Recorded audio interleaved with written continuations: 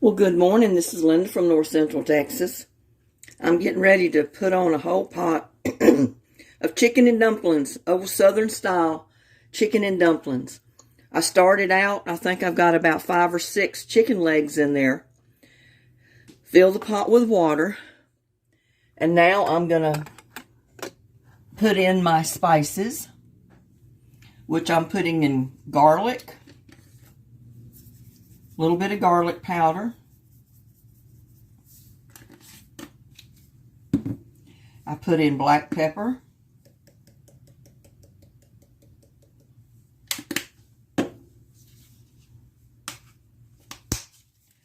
A little bit of sea salt.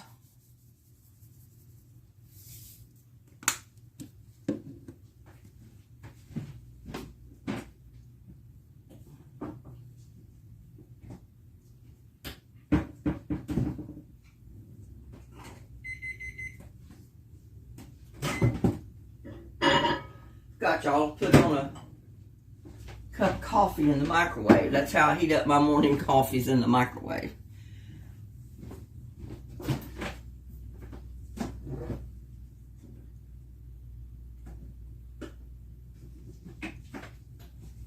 I also put in about a spoonful of butter, margarine, or whatever you might have.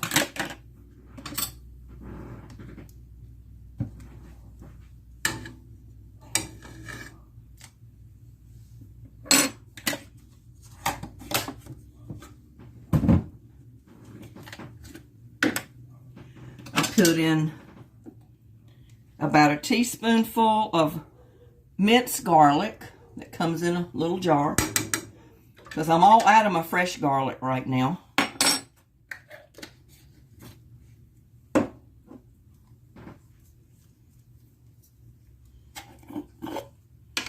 I put in just a little bit of vegetable bouillon.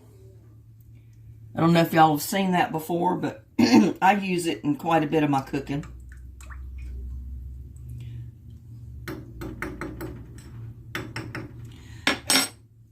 It's just seasoned vegetable base bouillon.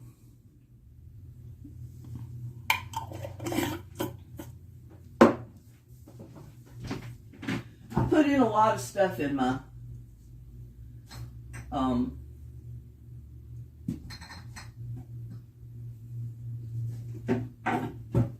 chicken and dumplings, because to me it's like making a soup.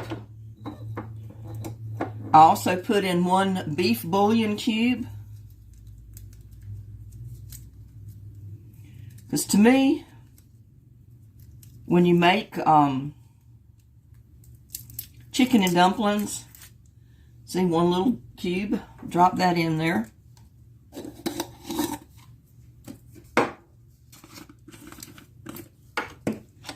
I put in just a little bit of chicken bouillon,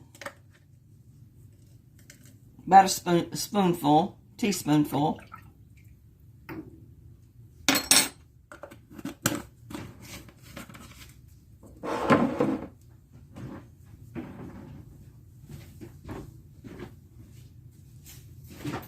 And I don't think I've got an onion started, so I cut up an onion.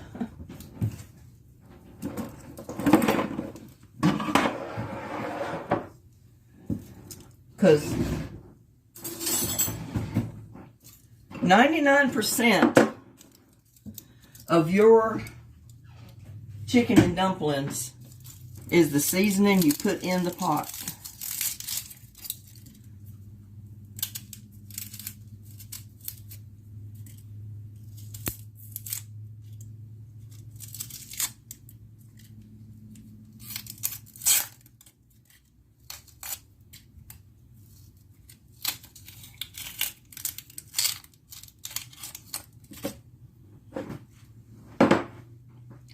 And I'm telling you what, this last batch of onions that I bought from the store, usually I use my own, but I didn't pull one this morning, so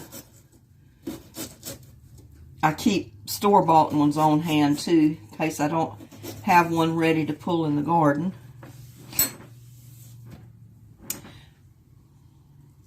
And I just dice it up, cut up your onion, one small onion. You see, that's about the size of a tennis ball, maybe a little bigger.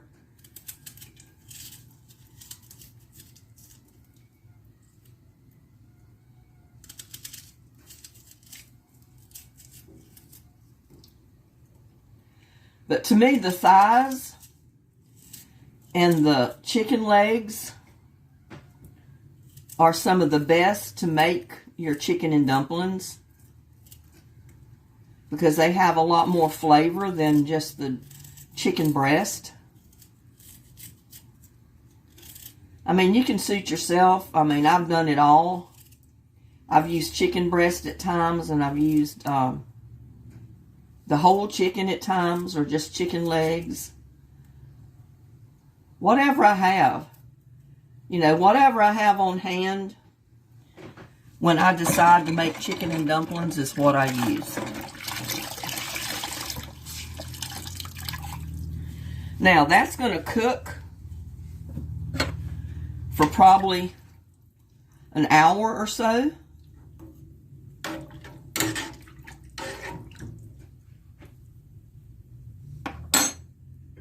Cover it over, bring it to a boil, and let it simmer for about an hour, or until your chicken is cooked really done. And it usually takes about an hour. Well, while the chicken is cooking for our chicken and dumplings, I'm going to go ahead and start making the pastry for the dumplings. I'm putting in about 2 cups of flour, maybe just a little more, because you'll need flour to be able to mix up some of the stuff. I'm adding about 2 tablespoons of soft butter.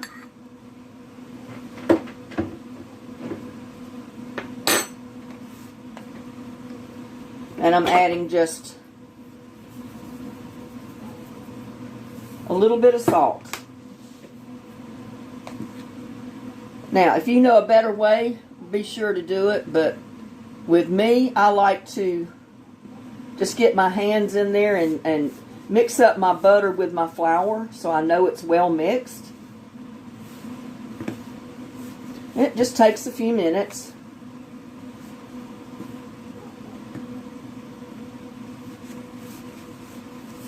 Just squeeze in the flour with the butter.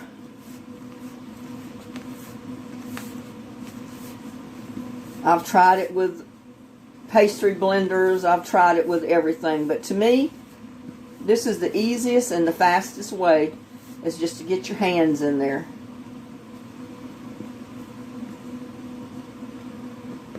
The next thing you're going to add, I've got about a cup of milk here. You can use water.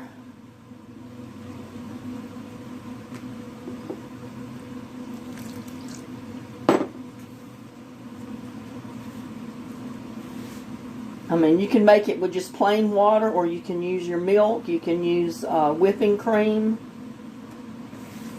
Whatever you feel like using.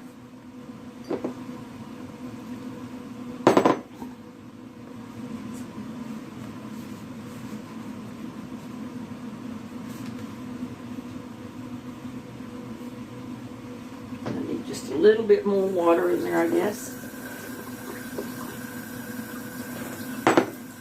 You can judge as you mix it up if you need to add water, because you got to get a good dough consistency going here.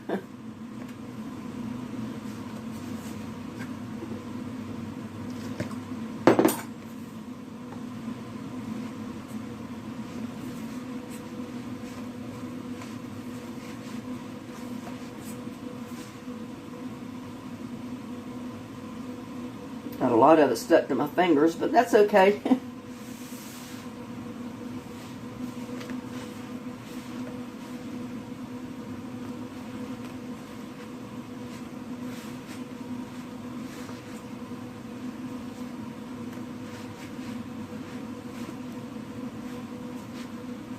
And then just start kneading it till you get it into a nice even dough ball.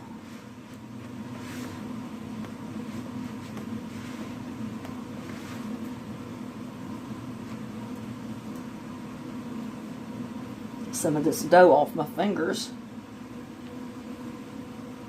Because pretty soon you get so much on there you don't have use of your fingers anymore.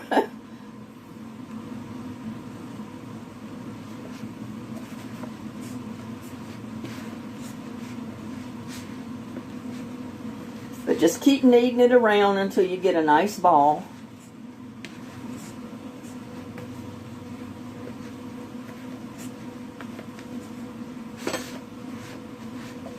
And I like to do this while my chicken is cooking. That way I don't have to wait till my chicken is done and then worry about making my dough ball or my pastry.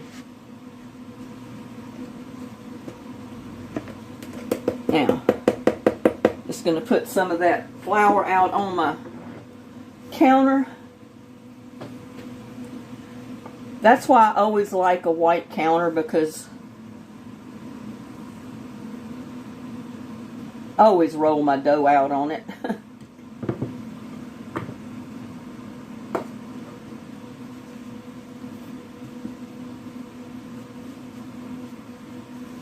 I just try to kind of make it into a nice ball.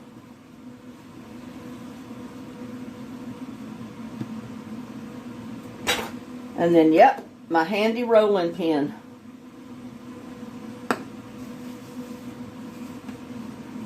Now you can make as much dumplings as you want. That's up to you.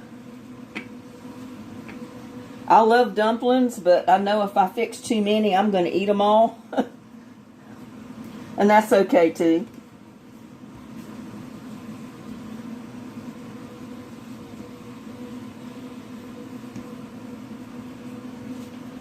Now you can roll out your pastry as thick as you want it or as thin as you want it.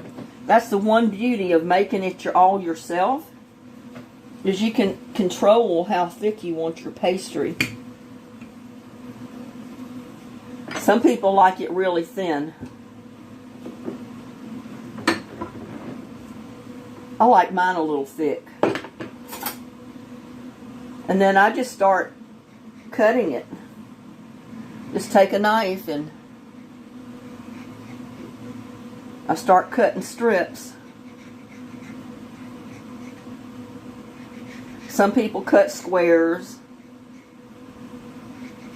So it's completely up to you how you want your pastry. I grew up, my mom always made it in strips. So I guess that's kind of why I do it.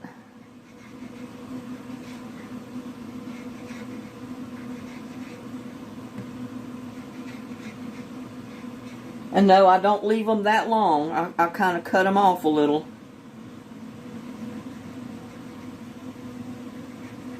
You have to hold your dough down or it'll bunch up on you.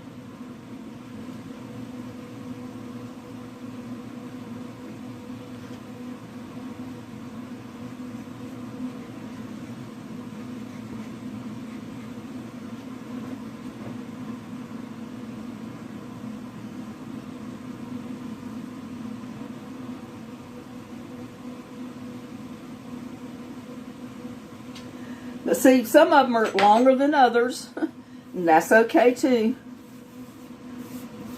I like to put quite a bit of flour on top of them.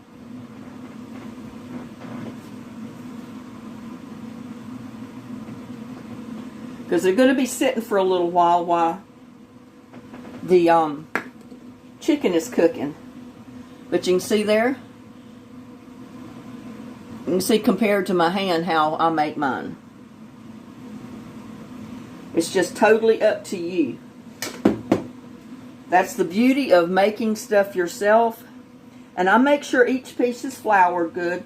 And then I lay them on this large plate.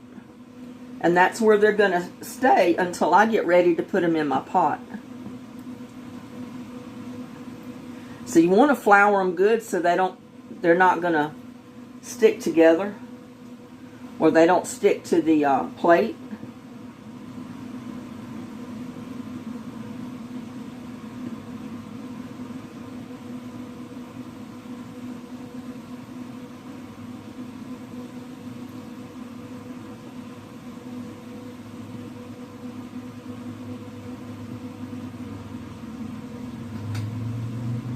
I know some of you out there might say, well, oh my God, that's fattening.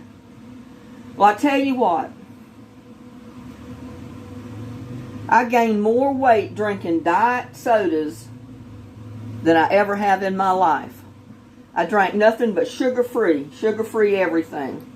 And I gained more weight doing that. So now, I don't care. I eat my carbs. I use my sugar.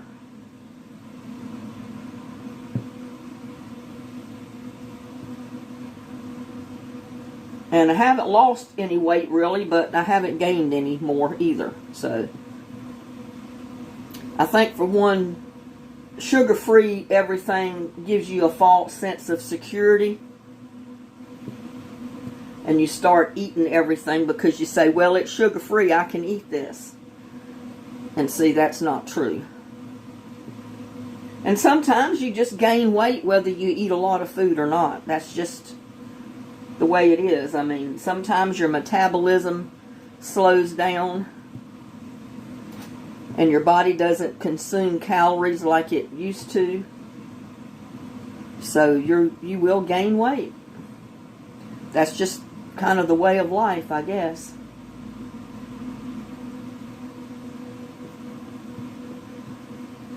But see, out of about 2.5 cups of flour, because like I said, I used about a little more than 2 cups of flour to mix my dough up. And then I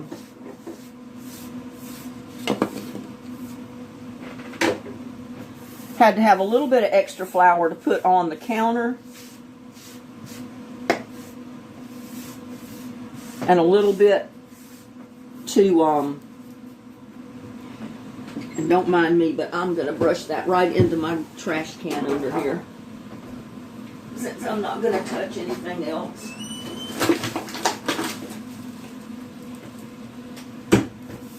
Best way I know to do it is just brush it right off into the trash can. And then I try to clean up my mess. Get the dough off my hands. Kind of clean up the counter.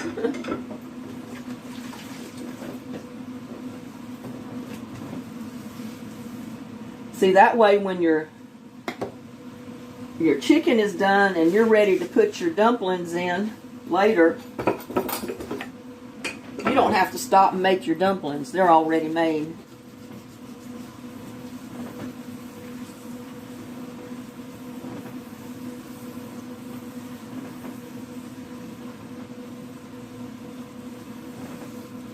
And some people may say, well, this was a gardening channel. Why are you cooking so much stuff and doing everything else? I said, well, because of the simple fact that I've had so many requests for recipes. Well, why don't you post it on Facebook? Why don't you show everybody how you do it? So, I changed my channel. And instead of it being just strictly for gardening, composting in place, I just changed it and simply put my name there. That way, as people request me to do things, I have the freedom to do that. So I can do a lot more with my channel that way than I can if I just list it as gardening. Because, I love my birds. I love singing. Love all that stuff. I love cooking. Because it's something I've done basically all my life. So, anyway, there's my dumplings. Right ready to go in the pot when my chicken is done. So, when the chicken is done, we'll get it out, get it all the chicken off the bone, and get ready to put the dumplings in.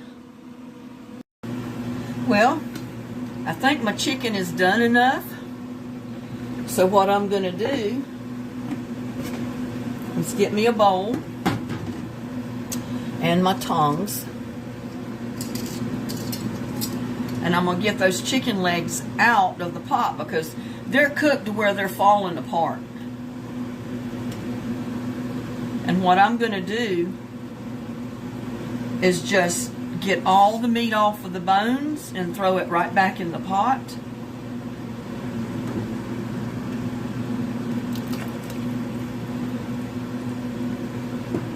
Because my son, for one, would not eat anything like chicken and rice, chicken and dumplings, or anything like that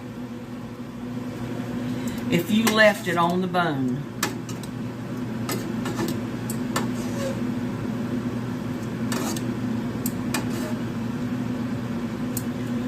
So all I'm going to do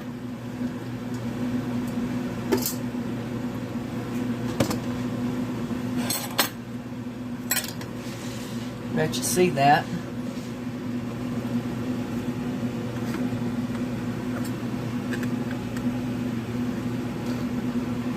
Is get all that chicken off of the bones. And I'm going to put the chicken right back in the pot.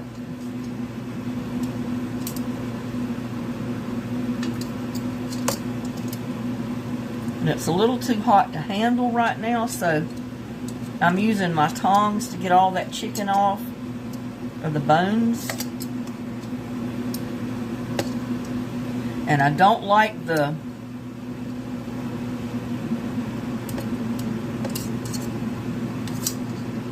skin either, so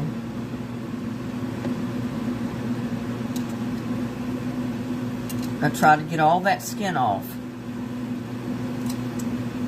or anything that's got a little bit of gristle on it.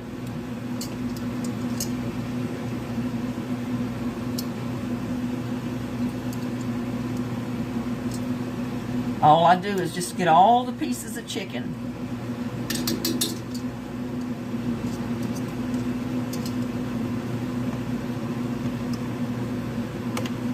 So all of the gristle, the chicken skin, stuff like that is going to be left in this bowl. And if you use your tongs, you know, you can do that while it's still hot.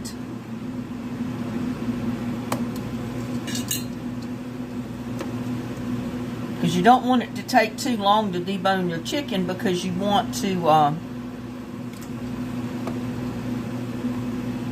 keep your broth boiling, or you want to keep it hot. Now, you know, there's been times that I have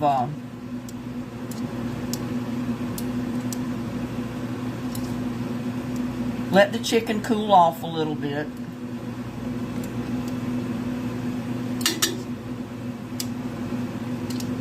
But this is not one of those times.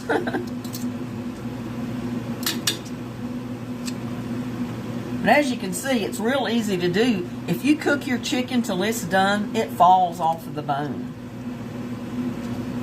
I mean, the bone just comes right out of it. And all of that gristle that's on the end of the bone might stick to the chicken, but you can get that right out as well, no problem. It comes right out off of the skin as well.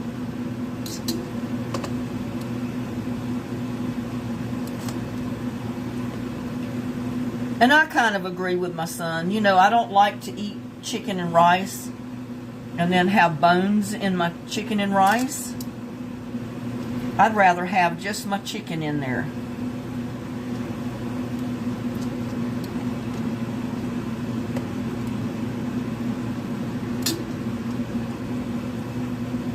I mean, he'd eat anything if you put onions in it, but he did not want to see those onions in that food. If he saw the onions, even in a spaghetti sauce, he would not eat it. So I'd have to either grate up my onions or they were cooked in that dish until they disappeared. And then he didn't care. He just did not like the texture of the onion. He would not eat raw onions because he didn't like the crunch.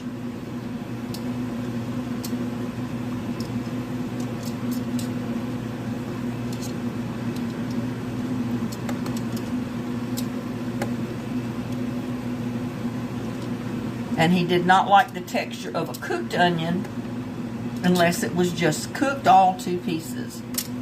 And that's what's happening in this chicken and dumplings.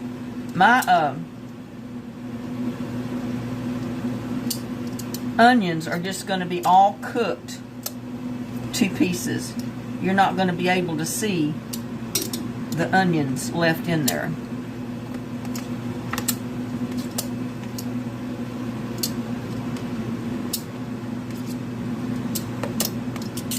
But you can see how fast that's going. I mean, I've got all of these chicken legs in here, and it doesn't take any time to get them off the bone and get that little bit of gristle that's on the end of them sometimes, you know, off. So like I said, it just falls apart.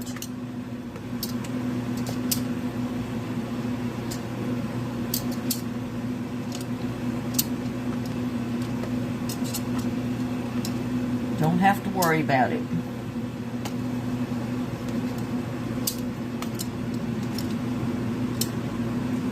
I have nothing left in that bowl except bones, gristle, and skin.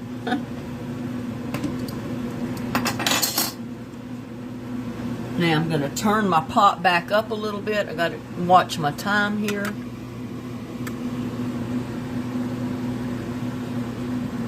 And I'm going to start adding my I'm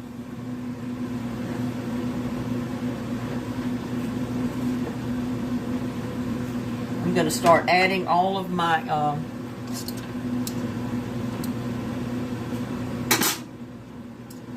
don't need the tongs anymore. I'm going to start adding my dumplings in there. I want it back up to a boil.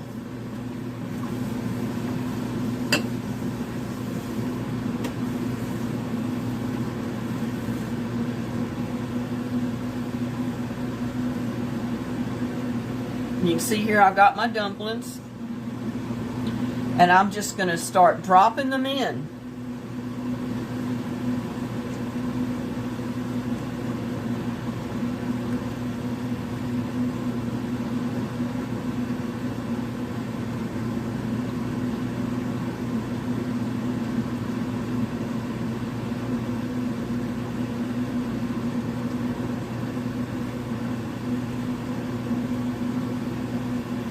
It cools down a little bit when you start adding them.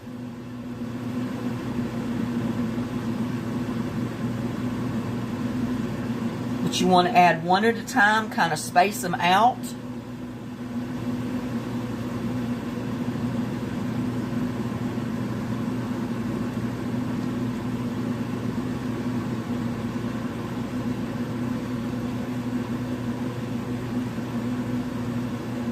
And one trick I have found about making chicken and dumplings, please do not, and I repeat again, do not stir your dumplings.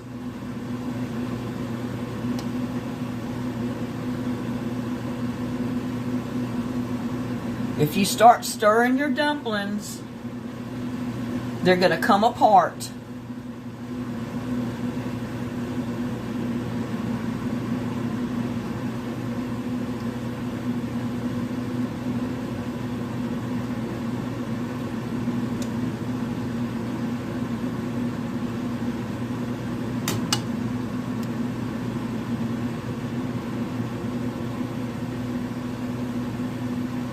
They'll start cooking a little bit and they'll start floating to the top.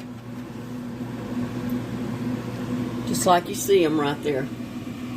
Some of them are already floating to the top. And you might say, well, that's an awfully dark broth. Well, it's because of the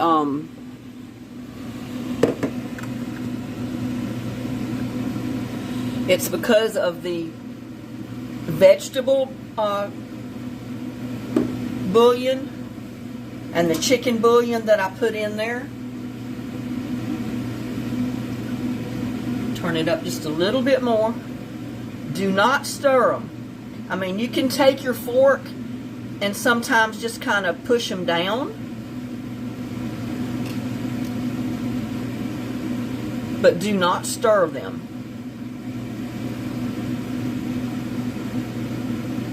And you can see I didn't have my water quite boiling. It was just simmering a little bit when I started adding my dumplings. And they're cooking, so they're starting to get light, so they come to the top. And I've turned my burner up a little bit.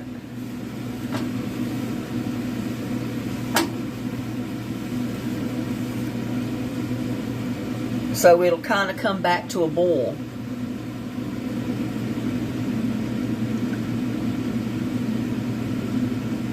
I mean, you don't have to put as many spices and stuff in there as you want. I mean, the old-timey way that my mom always fixed chicken and dumplings was just the chicken broth, the chicken. She mixed up the dumplings. She may have put salt and pepper and a couple of spices in there, and that's it. She didn't put any extra chicken broth or vegetable bouillon or beef bouillon or any of that stuff in there. I just prefer to do it this way because it gives it a little bit more flavor. I know some people will add a chicken cream soup or something like that, you know, in theirs to give it a better flavor. I'd rather just do it the old-fashioned way. Do it with your chicken, your pastry, or your dumplings, and a few spices. Just add the spices that you like. And you see how they're cooking. They're not falling apart. Because I'm not going to stir them. I'm just pushing them down a little bit. I get that to boiling. I'm going to put the lid back on it. And it might cook for 15 minutes or so. Until I think the dumplings are done. And that'll be it. I mean, you see, they're in pieces. They're not falling apart. And part of that is because I made my dumplings while my chicken was cooking. And they sat on the plate for about an hour while my chicken was cooking. That kind of sets that dough. And it helps prevent it from, like, flaking apart.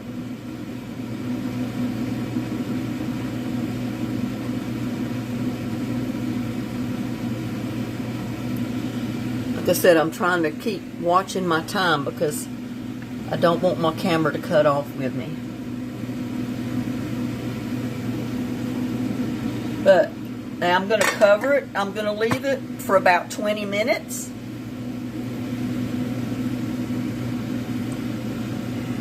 It's got to cook for about 20 minutes because your pastry's got to cook. Your dumplings have got to cook a little bit. You don't want to try to eat them when they're all doughy. Now, I think my chicken and dumplings are done. But one thing I wanted to tell you before I go on is because I forgot to tell you earlier. Whenever you put your dumplings in your pot and you put the lid on it, make sure you have it down to a really low boil setting.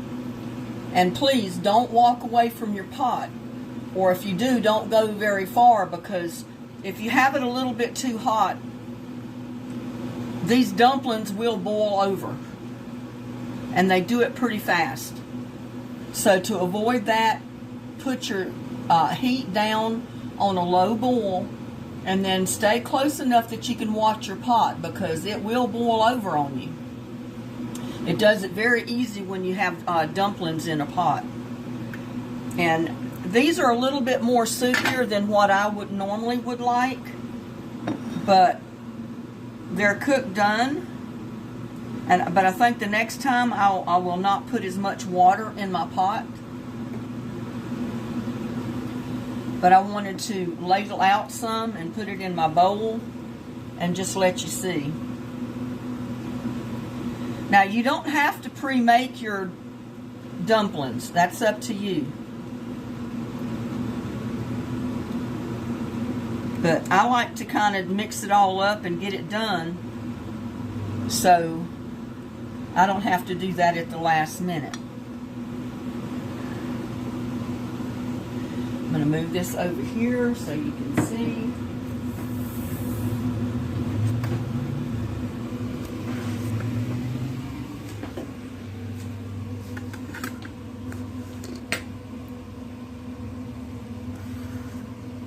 Now, that's a pretty good bowl of chicken and dumplings right there.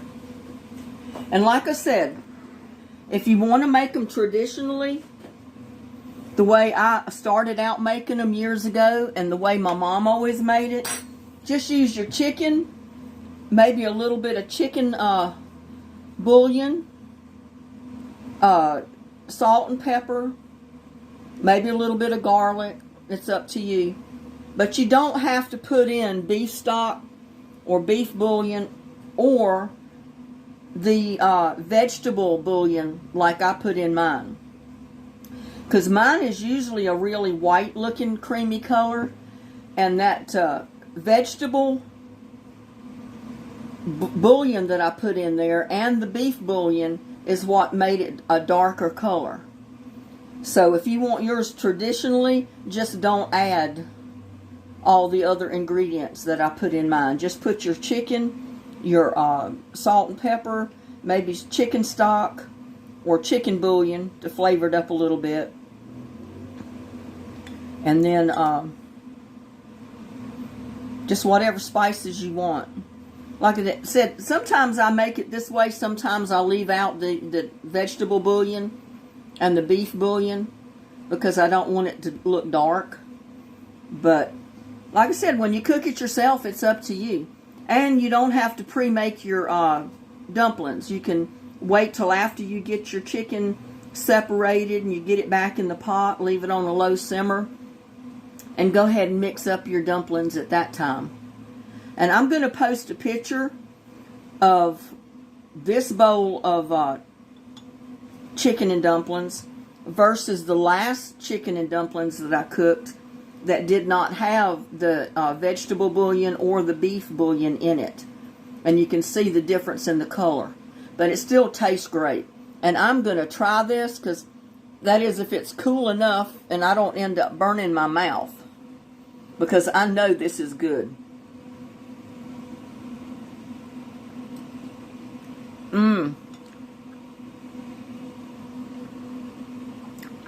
It's a little hot, but that's good.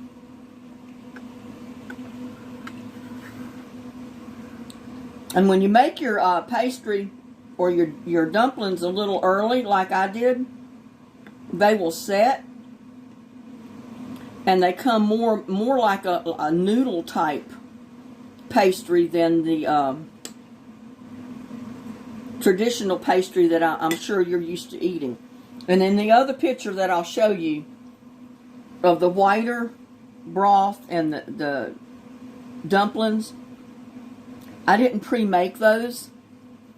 I went ahead and cooked my chicken, separated my chicken, and then I made my dumplings. And instead of letting them sit there for a while, I went ahead and added those to my broth right then. And they do fall apart a little bit more when you do that. But some people may like that. It's just personal preference. So anyway, there's your chicken and dumplings, and I'll go ahead and get this video together and post the other picture in the video so you can see the difference in both of them. But that's some good eating right there.